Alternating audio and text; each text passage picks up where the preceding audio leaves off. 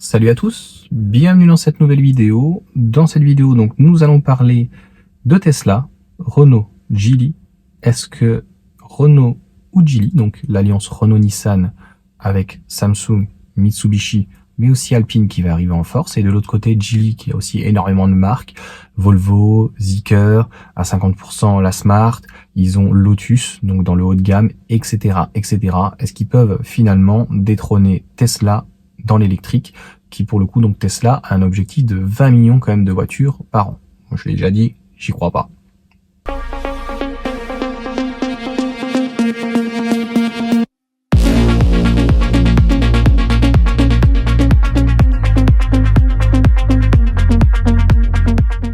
Alors toute la semaine, on a entendu pas mal d'informations. J'avais mis d'ailleurs une première information sur Renault et Geely, le fait d'un partenariat donc sur un gros un châssis donc sur le segment D et E, ce que aujourd'hui n'a pas Renault. Aujourd'hui, Renault avec la R5, il remodifie donc le châssis de la Clio. Il faut au départ un châssis, en fait, ça commence de là. Châssis, batterie, moteur, et après on a les designers extérieurs, intérieurs, etc., etc. Et puis les équipements. De l'autre côté, on a le châssis de la Mégane qui fait donc un petit peu tout. Mégane, Scénic, il fait l'Aria et puis va sans suite. Au niveau du châssis, donc de toute façon Zoé, Leaf, etc. c'est fini. Et ils avaient besoin donc de travailler avec un constructeur et notamment Geely. Ils travaillent aussi, donc je te l'ai dit, en 2027 pour le 800 volts, mais il n'y a pas que ça. 800 volts, des montées de puissance. On apprend donc, je t'ai dit, donc sur le châssis, mais on apprend qu'il y a encore d'autres coopérations qui se font. Alors moi, je fais pas, ou je cherche pas donc à faire, si on peut dire, du putaclic.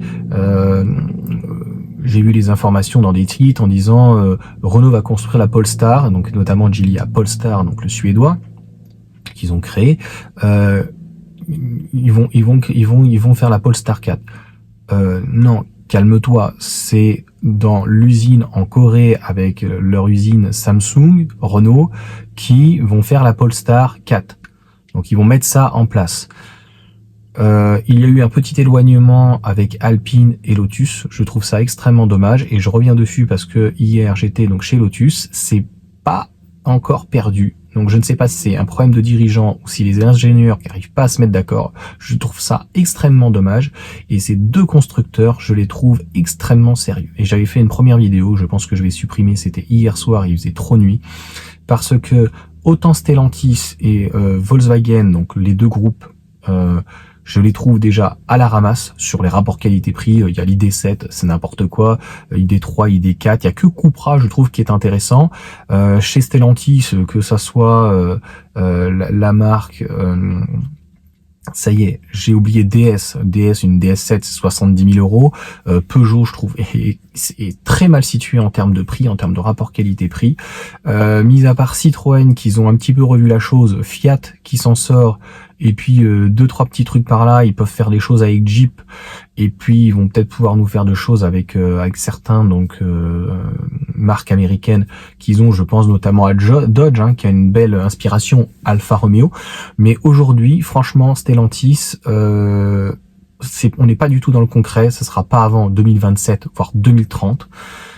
Volkswagen, pareil, sont pour le moment dans les choux comme Toyota, KO debout, mais on a des constructeurs très sérieux comme Geely et de l'autre côté Renault. Ils bossent des fois ensemble et ça serait bien qu'ils bossent même un peu plus ensemble.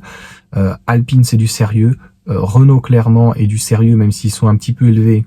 Je pense que les prix vont se revoir à la baisse avec le Scénic qui va être très très très certainement bien placé.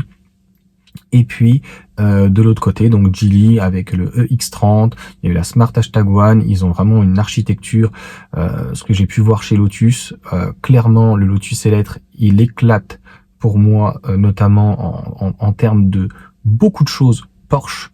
Et donc si ils viennent concurrencer le Macan qui va être à 80 000, eux ils sont déjà à 97 000 pour 5,10 m. S'ils font quelque chose de 4,80 m, je pense qu'ils seraient plutôt situés à 70 000. Et Lotus a cette fibre haut de gamme que tout autant Porsche a, mais alors il s'équivaut sur le châssis, 800 volts en plus, les batteries, la technologie, même je pense que Lotus est devant.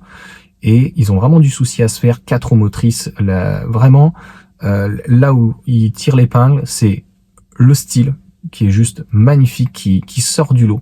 Beaucoup mieux que le Macan actuel ou même le Cayenne qui fait fade par rapport à l'ailette. Enfin, ça fait fade. J'adore les lignes, magnifique. Les ailettes, etc., les ouvertures, enfin, qui sont faits dans les pare-chocs, le travail qui est fait, franchement, le terme de style, c'est juste magnifique. L'intérieur est un petit peu plus consensuel, il est propre, mais clairement, on a 2 constructeurs, ce que n'a pas en fait aujourd'hui Tesla, et c'est pour ça qu'ils peuvent détrôner dans les budgets, dans la clientèle et dans les volumes, c'est-à-dire que Tesla aujourd'hui, S et X vont devenir à terme inexistants parce que ils vont perdre cette clientèle. Comme m'a dit en fait, de plus en plus, tous les gens que je vois chez Fisker, qui était un peu moins intéressant, les gens que j'ai vus donc chez Lotus, c'est tous des anciens de chez finalement Tesla, et ils partent parce qu'il n'y a plus cette convivialité, si on peut dire, le fait de prendre du temps et le fait d'avoir plusieurs marques comme Geely et Renault, c'est de pouvoir avoir donc du haut de gamme, voire très haut de gamme, et de pouvoir avoir aussi donc des clients qui peuvent s'acheter un véhicule haut de gamme et qui vont peut-être prendre aussi une petite voiture, tu vois, une petite R5, et qui vont rester dans la marque, ce que Tesla pour le coup ne peut pas faire. Ils ont aujourd'hui pas de compact, il y a la 3, il y a la Y, mais ça s'arrête là. Donc il n'y a pas, ils ont des modèles bien sûr performance, sportifs, mais je suis pas certain que Tesla va faire des cabriolets ou des petits coupés comme Lotus peut faire. Donc je pense que ce qui va fortement manquer au groupe, c'est à la fois une force comme Toyota, très très grosse force, c'est-à-dire que mais Toyota a fait quand même des GR, des GTR, etc. Bon, tu vas me dire, là ils font la Roadster, ils font Cybertruck, il va arriver la Compact, mais je pense que Tesla va vite se retrouver très seul, pas assez de véhicules et une seule marque, et pas la possibilité d'avoir donc une marque low cost. Lorsque Renault va arriver avec Dacia, déjà que la Dacia Spring ils font mal, et après elle va être reproduite en France, en Europe pardon, clairement ça va vraiment faire très mal. Donc du low cost, du généraliste, et de pouvoir avoir un vrai véhicule identité, avec une vraie identité sportive comme ils pourraient avoir, donc ils vont avoir avec Alpine, Renault, Dacia, il y a quand même Nissan, de l'autre côté Geely.